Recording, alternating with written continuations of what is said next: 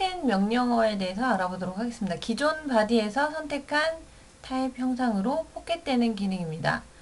자, 여기 보시게 되면 실린더리컬과 렉탱귤러라는 타입이 있는데, 실린더리컬에 대한 형상에 대해서 위치 값에 대해서 한번 확인을 해보고 NX에서 확인을 해보도록 하겠습니다. 렉탱귤러도 마찬가지 한번 확인을 해보고 넘어갈 거고요. 자, 여기 보시게 되면 다이아메터가 원에 대한 지름이라고 보시면 되고요. 뎁스 그리고 플로우 라디우스는 바닥 쪽에 표현되는 라디우스 값을 표현합니다.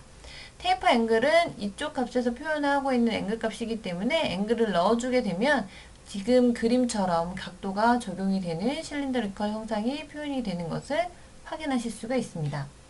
렉탱귤러 타입도 랭스와 위스 값이 있고요. 그리고 뎁스 값이 표현이 되고 있는데 이 랭스 값에 표현되는 내용이 있어요. 이 방법적인 부분을 여러분들이 정확하게 제가 설명드린 내용에서 기억을 해주시기 바랍니다. 자, 3차원에서 보시게 되는 플로우 라디우스 같은 경우에는 바닥 쪽에 라디우스 값 표현이 되고요. 그리고 이 위치에 대한 내용, 테이퍼 앵글 값 확인을 해주시면 되겠습니다. 자, 그러면 포켓에 대한 내용 NX에서 한번 확인을 해볼 거고요. 인서트의 디자인 피처 쪽에 있는 포켓 내용 한번 알아보도록 하겠습니다. 실린더리컬에 대한 내용, 이 포켓도 마찬가지 이 형상으로만 표현이 안 돼요. 독립적인 형상이 안 되기 때문에 하나의 바디를 일단 블럭으로 만들어 주시고요.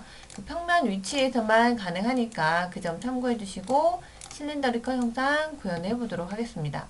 평면에 대한 면을 선택을 해라. 네, 선택을 했습니다. 포켓에 대한 다이아메터를 한 40 정도 넣고요. 뎁스는 50으로 표현을 합니다.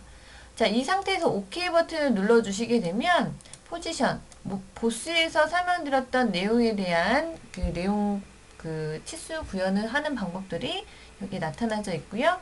선택을 하시고 그 다음에 여기서 하나를 더 해야 되는 게 툴에 대한 엣지를 선택을 다시 한번 해주셔야 됩니다. 엔드 포인트는 원에 대한 엔드점에 대한 포인트고요.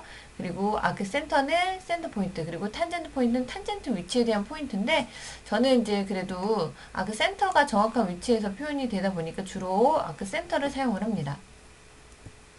자, 70이라는 값을 넣어주시고 이렇게 값을 나타내 주신 다음에 표현을 해주시면 되고요. OK 버튼 눌러보도록 하겠습니다. 자, 지금 보시면은 형상 자체가 좀 제대로 안 보이니까 와이어프레임으로 잠깐 변경을 해보고요. 지금 현재 표현되어 있는 이 내용에서 에디트 파라미터 들어가서 그 다음에 피처 다이알로그라는 내용 들어가세요. 바닥 쪽에 라디우스 값 넣어볼게요. 자, 이 값에 5라는 값은 넣어지죠. 근데 여기에다가 30이라고 넣으면 어떻게 될까요? 지금 현재에 대한 다이아메터에 대한 값보다 이 현재 표현되는 값이 너무 커요. 그렇기 때문에 이 범위 내 안에 들어올 수 있는 값으로 표현을 해주시고 테이퍼 값도 내가 허용될 수 있는 값으로만 표현해 줘야 됩니다.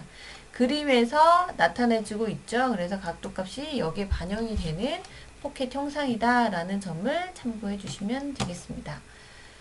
자, 포켓에 대한 형상 렉탱귤러 타입 한번 더 보도록 하겠습니다. 윗면을 선택을 하고요. 이 부분이 중요해요. 호리존털 레퍼런스. 수평에 대한 레퍼런스 어디로 지정하겠냐. 저는 이쪽에 대한 면을 하셔도 되고요. 모서리 엣지를 선택을 하셔도 됩니다. 그래서 엣지 쪽을 클릭을 하고 랭스. 이쪽 화살표 진행 방향이 랭스에 대한 방향이에요. 그래서 80이라고 해서 값을 넣고요. 좀 작은가요? 한 100 정도 넣을까요? 그리고 위스 값은 70으로 넣겠습니다. 왜냐면 형상이 지금 랭스하고 위스 값이 정확하게 들어가 있는지 비교를 해드려야 되니까 이렇게 표현을 하고 뎁스 값 깊이는 한 70, 그리고 코너에 대한 라디우스는 5 정도로 넣겠습니다.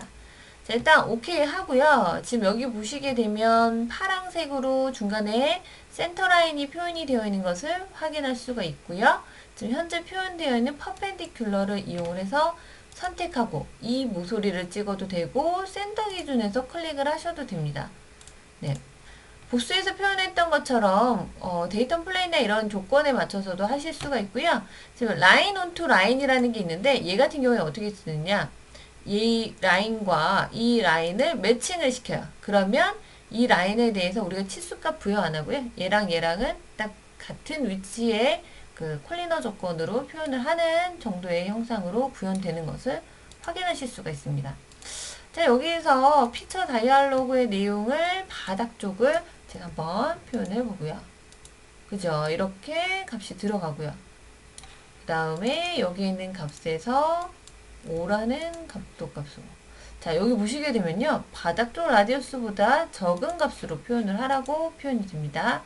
자, 이만큼만 표현하겠습니다. 한 10 정도 넣을까요? 여기 바닥이 좀 너무 작게 들어가 있는 것 같은데요. 좀 변경을 하고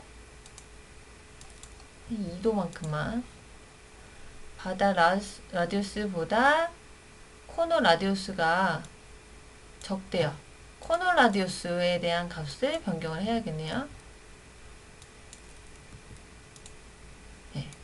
자, 이렇게 되면은 값이 들어가죠. 지금 보시면은 기울기가 반영이 되다 보니까 이쪽이 이제 다시 살아나는 것을 볼 수가 있는데, 치수적인 부분들이 계속적으로 에러가 나는 이유는 내가 부적합한 치수를 넣었기 때문에 그래요. 지금 여기 보시게 되면 위쪽 값이 너무 작은데 여기에 대한 값이 더 크거나 했을 때도 이것이 설정이 안 되는 것을 경험을 하셨는데요.